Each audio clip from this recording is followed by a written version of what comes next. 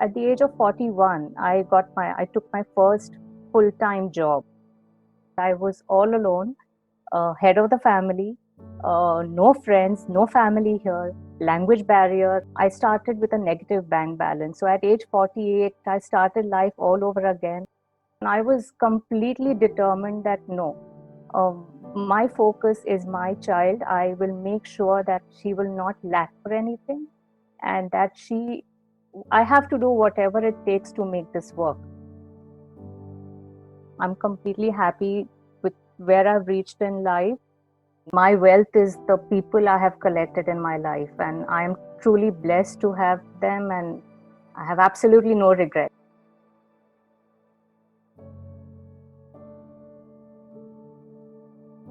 I'm a medical professional. I've done my homeopathy from India. I'm a homeopathic doctor. Here, it's not a doctorate, but in India, it is. And I work in clinical research, and I live here now in Germany. I've been here since the past 4 years. This is my 5th year now. And I live here with my daughter. I am financially independent. I am emotionally not codependent, and I'm respected in my profession. I'm stable. I can't say that I've achieved what I want to achieve yet, but there is still time for me to get there. But for me to get here, it took me 21 years. So it wasn't easy. It wasn't a smooth road, so to speak, which is why I'm here and I'm talking. But yeah, this is where I am today. I'm happy where I am. I'm comfortable in my life, and you know, I think I'm just glad to be where I am. I'm in a better place than where I was. So 21 years back, what happened is, so again, let me just go a little back to my childhood. I had a fantastic childhood. My family was very well established. Parents, highly educated, came from rich business families, but decided to come to Mumbai and make a life of their own without any help from their families. Both are, as I said, highly educated, had good jobs. So because of them, we went to a very elite private school. We traveled the world. We never lacked for anything. Whatever we wanted. Of course, it was all in moderation. We were not extravagant. We were not pampered. We were brought up with great discipline, but it was a very good childhood. And my parents really sacrificed a lot in their married life. They lived apart because my dad kept getting transferred. My mother would not move because of her job and because we did not want to change schools. But having said that, it was great.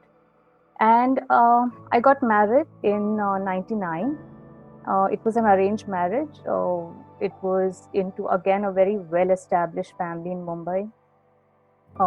Well-known, we kind of, even the families knew each other. We had common friends, all of that. And things were not good even before the wedding ceremony. Some things were a little off, but our culture, how we are, and we tend to overlook things and keep thinking, it's okay, we'll manage, it's fine. And you just get on. And I got married. My things were not good, but it was okay. I was managing. It was no complaints. My daughter was born 1 year later.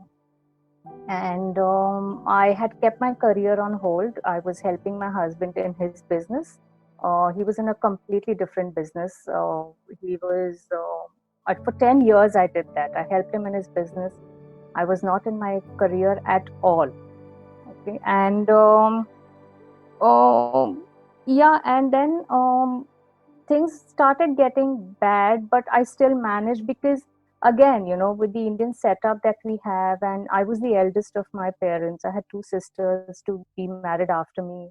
I was not financially independent. I had a child I had to take care of, not from a physical perspective, or more from an emotional perspective.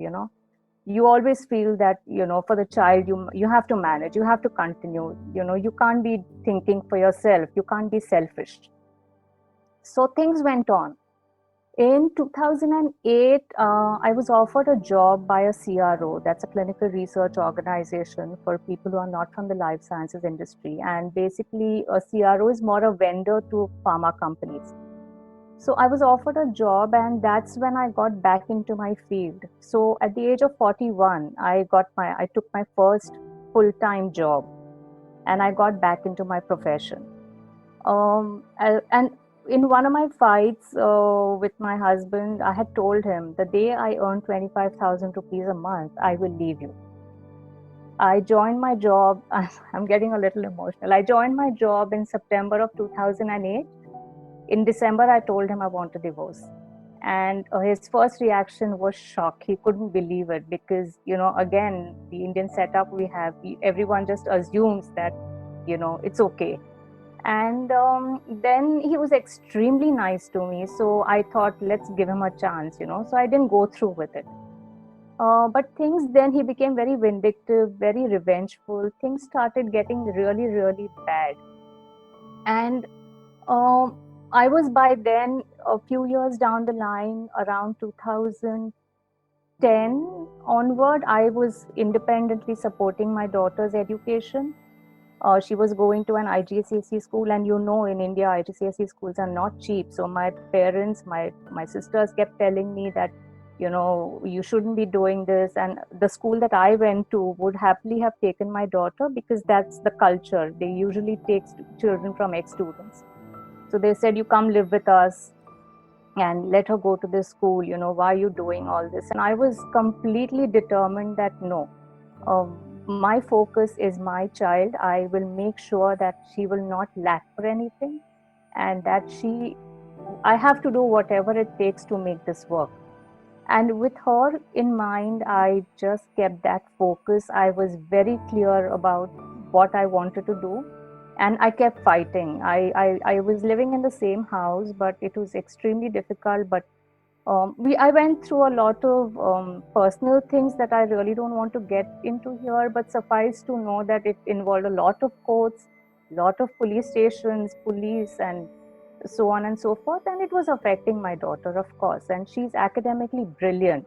She is in school. She's been topping throughout, so I didn't want that. Had she been even an average student, I would have said it's okay, let her go to an average school. But because she was so good, I was determined that she would go to an IGCSE where she would have a bigger exposure to the world and do better than, at least get a platform to show her potential.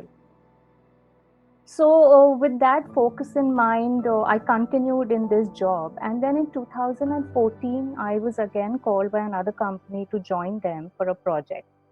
So in 2014, I joined this company, and in 2015, the client visited. And they asked me if I'd like to move to Germany to work more closely with them. And I am not a very impulsive person, but I just said yes without even thinking. And the contract was for 1 year. I did not know what I was going to do after 1 year. I did not have any clue of the future. I just said yes. It took me a year to move to Germany. So January of 2016, I moved because of all the paperwork and a lot of things. My daughter at that point in time was in her grade 10. And I moved here in January. I couldn't move her with me because she would have lost 1 year, and she would have had to give her 10th again from here. So I moved her to my sister's house, and she gave her grade 10 all alone from my sister's house. I went back in May of 16 to get her back with me and to finalize my divorce proceedings. And when I moved here, the first 3 months that I was here without my daughter, I think were very difficult for me. One, because, with the Indian culture that we come from, the father is the head of the family, and then you get married, your husband is the head of the family. And then suddenly, for the first time in my life, at the age of 48, I was all alone, head of the family, no friends, no family here, language barrier. You go to a supermarket and you want to even ask a question, and you don't even know how to ask. And in spite of being educated, living in Mumbai, and being so social and having loads of friends, you still feel like you're deaf, dumb, and illiterate. It was a very, very difficult, and it just kind of it was difficult for me to cope. And I was alone also, living alone. My client was fantastic. We were extremely supportive, but at the end of the day, you have to do things on your own, right? But again, it in my mind, I was very clear that no, I have to make this work. I have to make sure that my daughter comes here and gets her education here, because it was an opportunity for me to get her out of the situation we were in.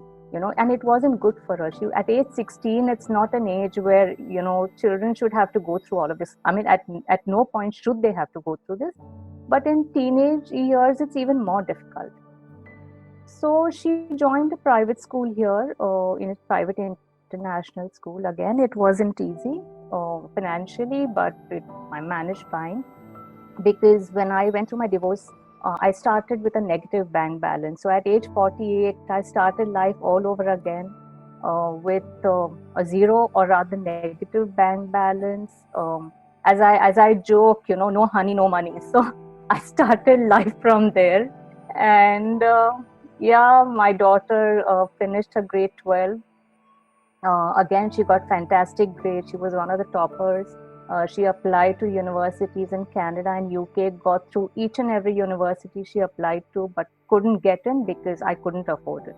And she's incredibly understanding, and she said that's fine. She's doing her Bachelor of Arts in Berlin now, and she's settled. She's extremely independent and has grown up to be a very matured individual.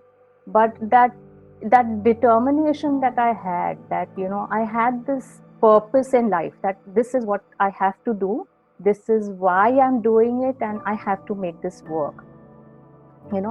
And because of that, I just continued. And I mean, I must say that I got tremendous support from my parents, from my sisters, from their husbands, from all my friends.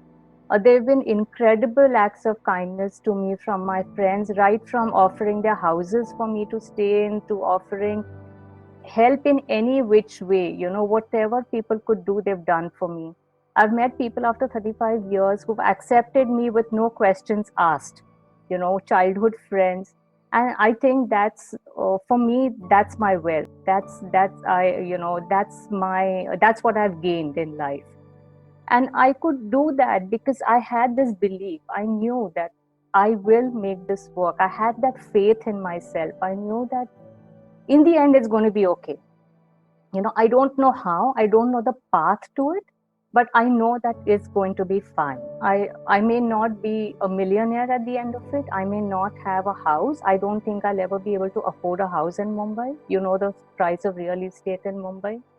But having said that, I have a roof over my head. I'm able to fund my daughter's education. I have a decent quality of life.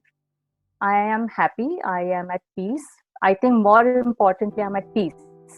And if people ask me, are you happy? And I tell them, I'm not happy in your definition of happy, as in I don't have a family unit. That's the classical definition of a family. But I am happy in my space. I'm alone. I'm comfortable with myself. I don't need someone else to be there for me to be happy, or for me to feel. I don't feel the lack of people, or I don't feel the lack of not having family or friends here. I've accepted it, and I think it's been a huge learning curve for me. What I thank God is that I came out of it with my confidence intact, or not intact, I should say. I gained confidence. I came out of it not bitter. I came out of it thinking that I've learned a lot out of this.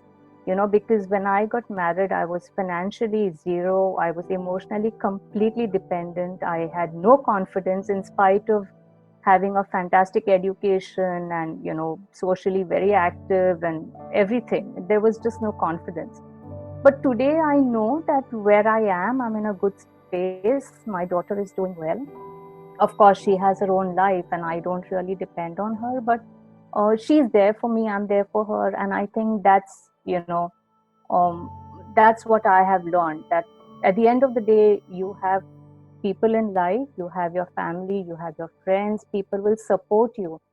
but in the end you have to do it on your own. The action has to be yours. You cannot expect someone else to do things for you. You have to have that courage, that focus, that determination, that faith and belief in yourself that you are going to make this work.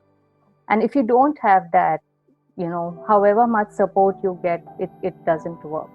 So I wanted to share my story, not because I want to talk about myself, but more to tell people that there are so many times when you feel that it's not going to work, nothing will come out of this. How am I going to get out of this situation? And believe me, there is always a way out. I always tell people, there is no problem, there is always a solution. Don't say it's a problem. Think of it as to what is the solution to this. How am I going to get better? How am I going to get out of this? What is the way forward? And if you keep that positive attitude and you keep your focus, your determination, you believe in yourself, I don't think anyone can stop you from achieving what you want. And again, as I said, I'm sharing this story not because I want to talk about myself. I'm not the kind of person to do that. But yes, I do want to share this just to give hope to people and to get some positivity in people's lives that it'll work. Things happen, they happen for a reason, but eventually it all works out. At that point in time, you may wonder, it's not fair, why should this be happening to me? But there is always a reason why things happen. And I believe that I went through these years for me to become the person I am today. And I am comfortable with myself. I'm completely happy with where I've reached in life. I'm not proud, I'm just content. So yeah, and now I feel it's time to give back. So IEN is one of the forums where I'm doing this, and thank you, Jagdish, for creating this forum and for giving me this opportunity to even speak. I am involved in a lot of other activities with my friends back in Mumbai. There are a few things I do there as well. I do it remotely from here, but my friends and I together do a few things back there. And yeah, I mean, as I said, my takeaway is that, don't give up. And my wealth is the people I have collected in my life. And I am truly blessed to have them. And I have absolutely no regrets today. So, yeah, I think I was a little too long, but this is my story.